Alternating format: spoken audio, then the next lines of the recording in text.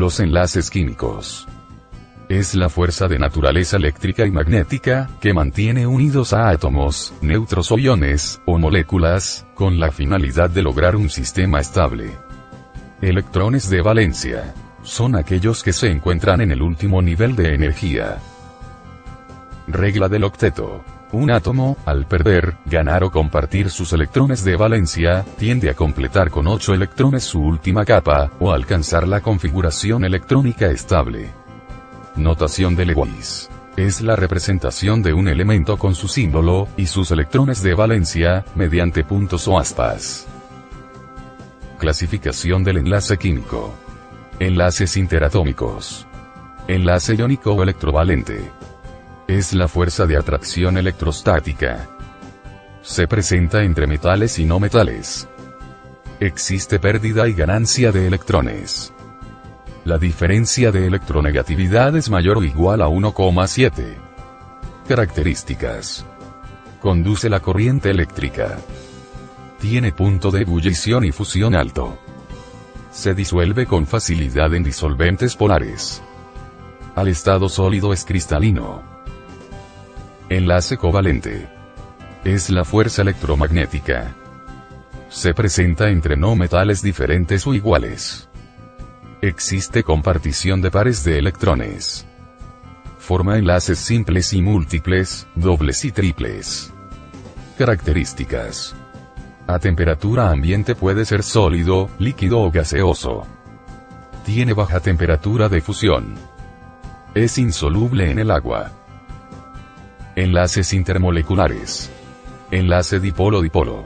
Son fuerzas que actúan entre moléculas polares, es decir, moléculas con dipolo permanente. Su origen es electrostático. Enlace puente de hidrógeno. Es un tipo de enlace dipolo-dipolo, muy fuerte entre el par electrónico libre de un átomo. Se da entre el flúor, oxígeno y nitrógeno, y el núcleo de un átomo de hidrógeno. Enlace por fuerza de London. Es la fuerza muy débil entre dipolos no permanentes, es decir, entre un dipolo instantáneo y un dipolo inducido, correspondiente a dos moléculas. A continuación veremos el documental completo. Las sustancias que forman nuestro mundo están compuestas de átomos fuertemente unidos entre sí por poderosas fuerzas eléctricas que nosotros llamamos enlaces químicos.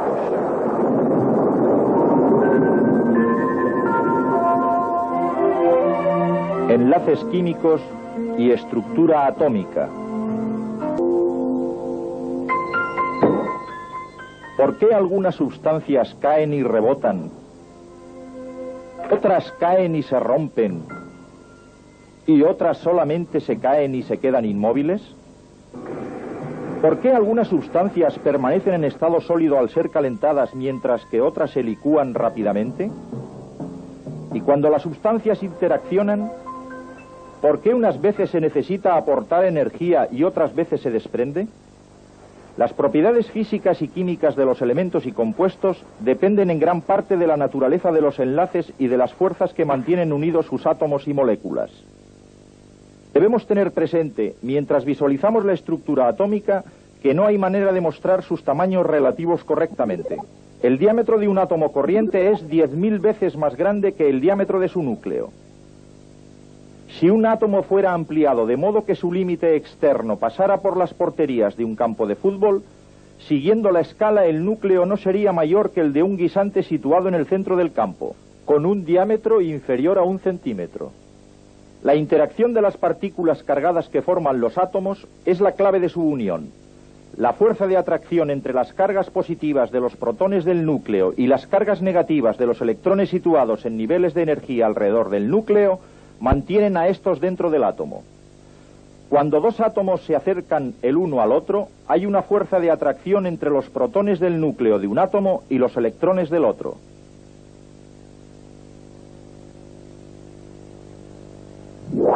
Todos los enlaces químicos están formados de esta manera y han creado materia en sus diversas formas. Elementos, cuando los átomos iguales se unen, y compuestos, cuando los átomos que son diferentes se mantienen unidos por los enlaces químicos.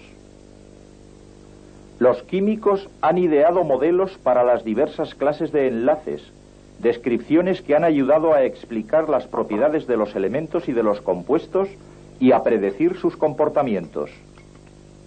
Las clases de enlaces más representativos son aquellos que se forman y se rompen durante las reacciones químicas. Pero podría ser más fácil comprender su naturaleza si nos ocupamos primero de un tipo de enlace que explica solo las propiedades físicas de un grupo de sustancias importantes. Los metales han permitido el desarrollo de nuestra sociedad tecnológica. En las comunicaciones, en la construcción, en los transportes, en la gran revolución electrónica, los metales son sustancias indispensables. Los metales también son básicos en los procesos de la naturaleza. En la tabla periódica de los elementos, los metales se encuentran todos en la misma zona y tienen una serie de propiedades similares que pueden ser explicadas por los enlaces metálicos que se encuentran solamente entre los átomos de los metales. Este tipo de enlace, como todos, está basado en la estructura atómica. Podemos considerar la estructura del metal sodio, por ejemplo, como un caso típico. Un átomo de sodio es eléctricamente neutro. En su nivel de energía más externo tiene un electrón. Es un electrón de valencia. Los electrones de valencia están implicados en los enlaces. Este electrón está tan débilmente atraído por el núcleo de su átomo que en una gran agregación de estos átomos, el efecto es una nube de electrones de valencia negativamente cargados fluyendo entre los átomos, regularmente ordenados y que han perdido sus electrones exteriores permanentes. Esto proporciona a los átomos una carga positiva, así que podemos llamarles iones. Es la atracción entre los iones cargados positivamente y la nube de electrones negativos fluyendo entre ellos lo que enlaza todos los átomos para formar los elementos metálicos. Bajo el microscopio podemos observar cómo se forman los enlaces metálicos con átomos del metal plata ordenándose a sí mismos en estructuras muy precisas, conocidas como cristales. Una pauta repetida, llamada red cristalina, está en construcción. Como los átomos se mueven dentro de esta red, ellos liberan sus electrones convirtiéndose en iones positivos. El enlace metálico puede explicar las propiedades comunes de los metales. ¿Por qué los metales tienden a tener brillo? Las ondas luminosas están implicadas en ello y tienen una cierta frecuencia de vibración. Ellas hacen que la nube de electrones de la superficie externa del metal oscile a la misma frecuencia cuando las ondas los alcanzan. Esta energía adicional es radiada hacia afuera por los electrones y podemos verla como una reflexión de la luz y la superficie aparece brillante. Estos electrones externos móviles explican muchas otras propiedades que les son características. Cuando existe una diferencia de voltaje entre dos partes de un metal, la fuerza eléctrica produce con facilidad un movimiento de los electrones libres. Esto explica su alta conductividad eléctrica. Los metales son también buenos conductores de calor. El calor produce una elevada energía cinética en los electrones libres que forman parte del enlace metálico. Los electrones se mueven y ceden su energía extra a los electrones con menor energía, y estos pasan su nueva energía de la misma forma. Por esta razón, el calor es fácilmente conducido a través del metal. Los metales son dúctiles y maleables. Bajo una presión física, las redes que forman los cristales de los metales vuelven a formarse a sí mismas. Las hileras de iones separados de la red se deslizan uno al lado de otro, pero mientras la separación no sea demasiado grande, la atracción entre la nube electrónica y los iones, el enlace metálico, es lo suficientemente fuerte para evitar que el metal se rompa. Al contrario, la red toma simplemente una nueva alineación. El metal cambia de forma sin romperse. El enlace metálico es casi la fuerza que mantiene unida nuestra sociedad tecnológica, basada en los metales. En los elementos metálicos, todos los iones atraen a todos los electrones, y los iones son todos de una sola clase. En un segundo tipo de enlace, la fuerza de atracción se produce solamente entre los iones de sustancias diferentes. Cuando un metal activo como el sodio interacciona con un no metal activo como el cloro, el resultado es uno de nuestros compuestos más familiares, la sal común de mesa, el cloruro de sodio. Como los metales, la sal forma cristales. Y un examen radiográfico de los cristales de sal muestra una estructura similar a la que hemos visto en los metales, una red de partes regularmente ordenadas, pero no hay muchas similitudes en las propiedades. Los cristales de sal son claros y tienden a desviar la luz más que a reflejarla, como hacen los metales. Los cristales de sal son muy quebradizos, se rompen fácilmente, no como los metales. ¿La sal conduce la electricidad? No, no como un sólido, solo en fusión. Y los puntos de ebullición y los puntos de fusión de las sales en general son relativamente altos. El punto de fusión de la sal de mesa, por ejemplo, es 800 grados centígrados. Esto es unos 700 grados más alto que el punto de fusión del metal sodio, uno de sus constituyentes. El enlace que mantiene unidas estas sustancias recibe su nombre por la clase de partículas que las forma. Es el enlace iónico, formado por la fuerza de atracción entre iones positivos y negativos. Las partículas visibles en un cristal de sal son iones, tal como en los metales. Pero los iones de un elemento metálico son todos de una sola clase y están todos cargados positivamente. En la sal y en otros sólidos iónicos no ocurre lo mismo. Podemos ver por qué si consideramos lo que sucede cuando un solo átomo de sodio interacciona con un solo átomo de cloro. Una mirada a la tabla periódica nos dice algo acerca de estos átomos. El sodio es el primer elemento de este periodo. Aparte del único electrón de valencia de su nivel de energía más externo, el sodio tiene la estructura atómica del neón, un gas noble y un elemento altamente inerte. Por otra parte, el cloro es el anterior al último elemento de este periodo. Tiene 7 electrones en su nivel exterior, exactamente un electrón menos de los 8 que tiene el argón, que es tan inerte como el neón. Ahora, al acercar el sodio y el cloro con la suficiente energía y lo suficientemente cerca para interaccionar, entran en juego unas poderosas fuerzas electrostáticas. Las fuerzas mueven el único electrón del nivel exterior del átomo de sodio hacia el nivel exterior del átomo de cloro. Pero con un electrón menos, el átomo de sodio, originariamente neutro, tiene ahora un exceso de carga positiva. Y el originariamente neutro átomo de cloro, al ganar un electrón, tiene ahora un exceso de una carga negativa. Y así ambos son iones, átomos cargados eléctricamente. Los dos iones están unidos por este enlace iónico. Esta misma fuerza de atracción atrae ion tras ion en una ordenación que está exactamente determinada por las fuerzas electrostáticas y por el tamaño de los iones implicados. Los iones se agrupan formando una red que gradualmente crece, formando un cristal iónico de sal común. El enlace iónico puede ayudar a explicar las propiedades que asociamos comúnmente con la sal de mesa y otros compuestos iónicos similares. ¿Por qué los cristales de sal son transparentes, no brillan como los metales que están también formados por iones? En el enlace metálico, la nube de electrones libres externos absorbe y después emite la energía de las ondas de luz. Pero en los cristales iónicos, la organización de los átomos hace que la energía luminosa no resulte absorbida y reflejada. Por el contrario, las ondas de luz son capaces de pasar a través de los cristales.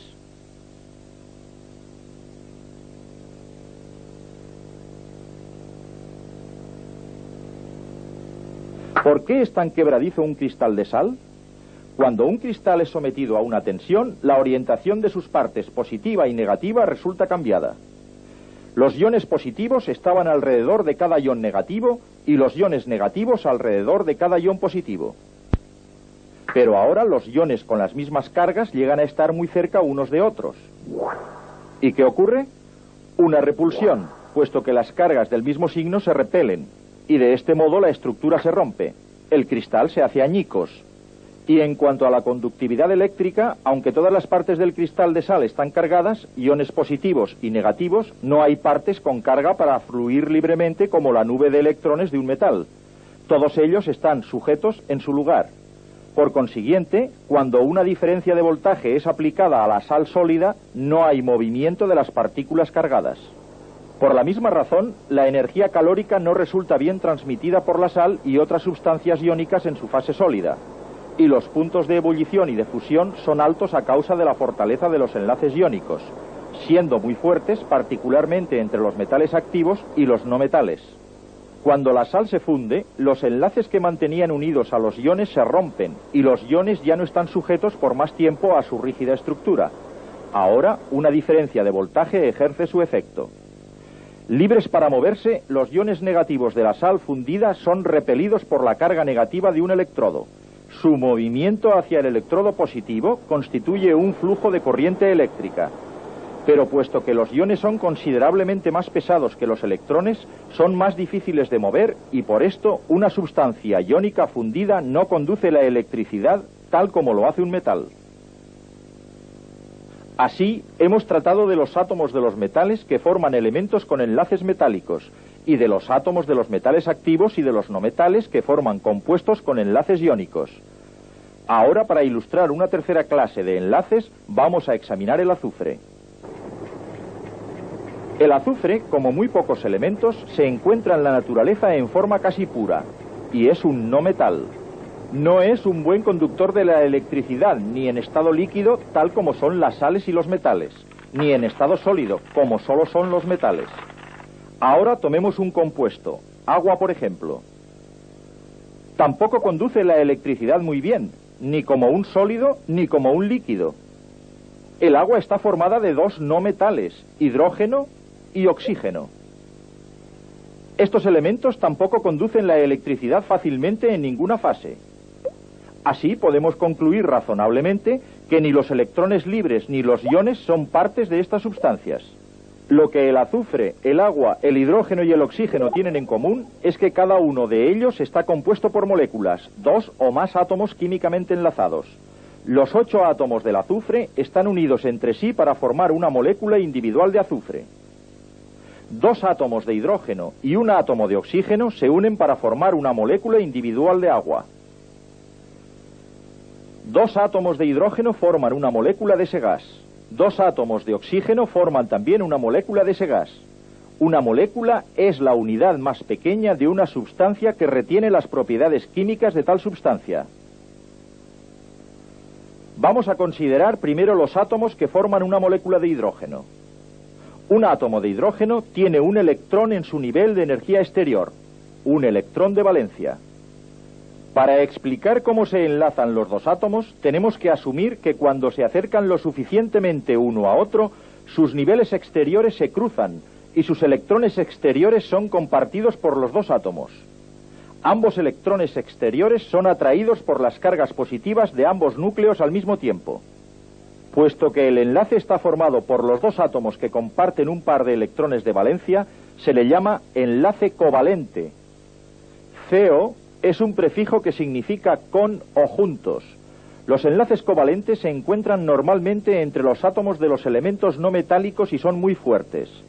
Los elementos normalmente más gaseosos, como el hidrógeno, el oxígeno y el yodo, están en la forma molecular. Estos son cristales de yodo en formación, compuestos por moléculas ordenadas regularmente, conteniendo cada molécula 2 átomos de yodo. Los enlaces covalentes que mantienen unidos los átomos en las moléculas son fuertes, pero las fuerzas que mantienen las moléculas unidas en el cristal son débiles y no suponen compartir electrones. Puesto que estas fuerzas, que reciben el nombre de fuerzas de Van der Waals, son tan débiles, no se necesita mucha energía para separar las moléculas de su ordenación cristalina. Así, el yodo tiene un punto de fusión y un punto de ebullición muy bajos. De hecho, a temperatura ambiente el yodo se sublima, pasa directamente de la fase sólida a la fase gaseosa. Por la misma razón, el hielo, que es agua en estado sólido como cristal molecular, es más bien frágil. Pero las moléculas de agua son en sí mismas muy estables.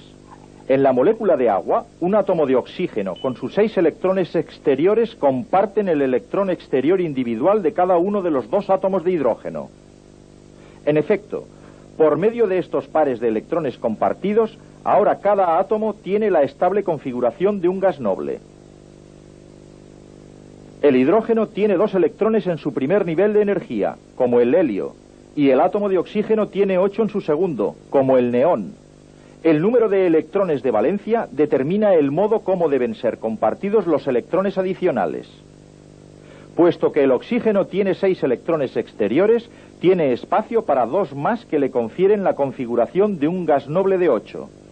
Excepto el hidrógeno con su capacidad para solo 2 electrones, la inmensa mayoría de enlaces covalentes dan por resultado 8 electrones exteriores. Puesto que esto ocurre tan regularmente, esta forma en que son añadidos los electrones se llama la regla del octeto. Y también el nitrógeno, que tiene solo 5 electrones exteriores, siguiendo la regla del octeto, tiende a añadir 3 electrones a su nivel exterior de energía. Y puede hacerlo por medio de enlaces covalentes, con 3 átomos de hidrógeno. 3 pares de electrones son compartidos por ellos. Cada átomo de hidrógeno suministra un electrón al átomo de nitrógeno, y cada átomo de hidrógeno comparte uno de los electrones del nitrógeno. Y todos ellos tienen configuraciones de gas noble. Los átomos de carbono pueden formar un máximo de 4 enlaces covalentes. Así, el átomo de carbono puede enlazar covalentemente con 4 átomos de hidrógeno, resultando compartidos 4 pares de electrones y formando el combustible doméstico llamado metano, gas natural. Los átomos de carbono también pueden enlazar con otros átomos de carbono para formar moléculas parecidas a cadenas, haciendo posible un inmenso número de variaciones. Hay más compuestos de carbono que de cualquier otro elemento. Los compuestos de carbono son la base de toda la vida. Las enormes variaciones que ofrece el carbono han hecho posible moléculas tan complejas como el ADN, el cual está compuesto de miles de átomos. La complejidad del ADN es el resultado de los mismos enlaces covalentes que mantienen unida la simple molécula de agua, el resultado de la atracción entre las cargas de la molécula. Ahora, las cargas en las moléculas covalentes pueden hacer algo más que mantener los átomos unidos. En la molécula de agua, por ejemplo, estas cargas no están distribuidas por igual. El lado del oxígeno tiende a ser más negativo y el lado del hidrógeno más positivo. Se ha producido una polaridad. En general, los enlaces covalentes entre los átomos de diferentes elementos son generalmente polares, dando como resultado lo que llamamos un enlace polar. Pero los enlaces covalentes entre átomos parecidos son no polares. Las moléculas en conjunto están equilibradas electrostáticamente. La polaridad se forma normalmente cuando diferentes clases de átomos no metálicos se unen covalentemente. La clase de enlace que es probable que se forme entre átomos está relacionada con ciertas propiedades periódicas de los elementos, una de las más importantes de las cuales es su electronegatividad, la medida de la tendencia de un átomo para atraer electrones. Generalmente, la electronegatividad aumenta a medida que pasamos a través y hacia arriba de la tabla, hacia los elementos más no metálicos. Cuanto mayor sea la diferencia en la electronegatividad, mayor será la probabilidad de que 2 átomos formen un enlace iónico. Cuanto menor sea la diferencia en la electronegatividad, mayor será la probabilidad de que los electrones sean compartidos entre los átomos de un enlace covalente. Pero el hecho de que la electronegatividad cambia gradualmente a través de la tabla nos hace pensar en el hecho de que puede no haber límites bien definidos entre los diferentes tipos de enlaces. En la naturaleza, las divisiones entre los enlaces son confusas. Los químicos han realizado estas sutiles distinciones solo para ayudarse a sí mismos y a nosotros a comprender la estructura y las propiedades del increíble número de sustancias que componen nuestro mundo.